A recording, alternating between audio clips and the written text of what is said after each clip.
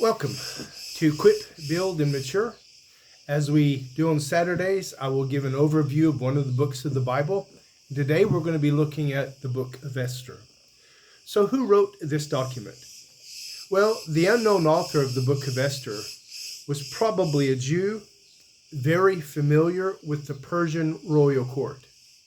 There are indications in the document that the author was an eyewitness.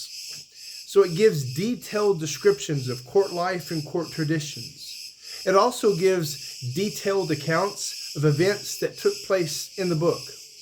And because of his Jewish viewpoint, scholars think he was a Jew, writing for those who had returned under Zerubbabel.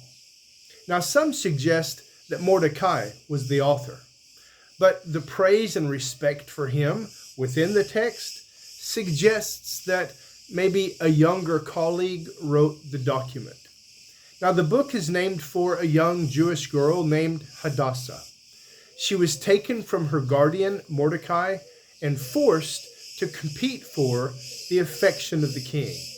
She was a very unlikely contestant for this beauty pageant, but she was crowned Queen of Persia and renamed Esther, which means star.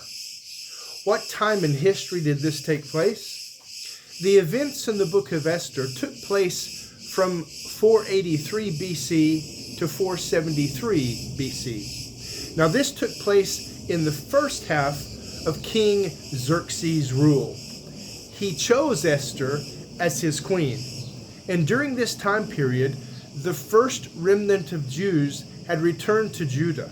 And they struggled. They struggled to reestablish temple worship based on the law of Moses.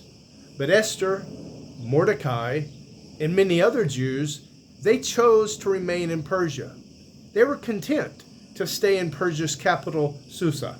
And this is where the story takes place, in Susa of Persia. Now, the book was not written earlier than 470 BC, and it was probably not written later than 424 BC. And this was during the reign of Artaxerxes, the son of Xerxes. So why is Esther so important for us? Esther and the Song of Songs do not mention the name of God. Now, that does not mean God was absent in those narratives. His presence is strongly implied throughout the story. Esther obviously lived by faith. We have it recorded as of her saying in Esther 4:16, "Go and assemble all the Jews who can be found in Susa and fast for me. Do not eat or drink for 3 days, night or day. I and my female servants will also fast in the same way. And after that, I will go to the king, even if it is against the law. If I perish, I perish." Now, her urging people to fast showed that they had faith in God. And God worked through each event and coordinated each situation to accomplish his eternal purpose and will. Now, like the book of Ruth, this is an extremely skillfully written biblical book. The author developed the story using a Hebrew literary tool.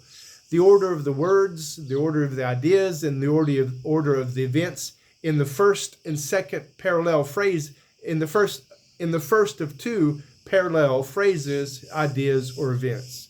And it's reversed in the second phrase, idea or event. So the author used 8 different feasts to logically build and resolve suspense. The first audience would have recognized significant events and understood the tension that the author was trying to create. Haman, the king's evil second in command, was a descendant of Agag, who had been the king of the Amalekites. And they were ancient enemies of God's covenant people. We read of this in Numbers chapter 24, verse 7. And in 1 Samuel chapter 15, verse 8. Now, Haman cast the lot, or called Pur, to try to determine the day that the Jews would be erased from the earth.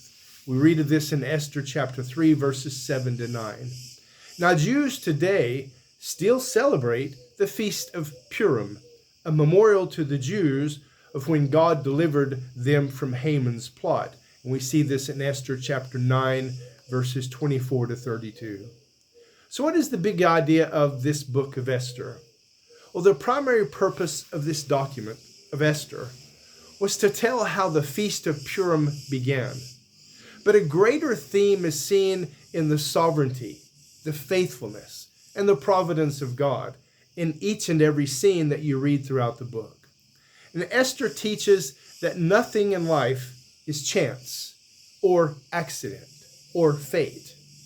Mordecai's challenge to Esther explains God's providence and God's sovereignty. He says in chapter 4, verse 14, "And who knows whether you have not attained royalty for such a time as this?" Now, when events seemed totally out of control to both Esther and Mordecai, when the king spoke ruin for their people, when evil was ready to conquer, God was still at work behind the scenes and in these faithful people. God worked through their dark days when Esther was placed in the harem in chapter 2, verses 1 to 16. God worked through their faithful obedience when Esther risked her life to go before the king in chapter 5, verses 1 to 3. And we see that God was at work in their victories when Esther revealed Haman's plot and the Jews destroyed their enemies in chapters 7 to 9.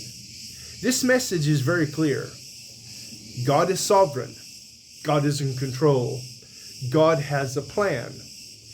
Even when life makes no sense, we need to trust and understand that God does have a plan that's for everyone's spiritual betterment.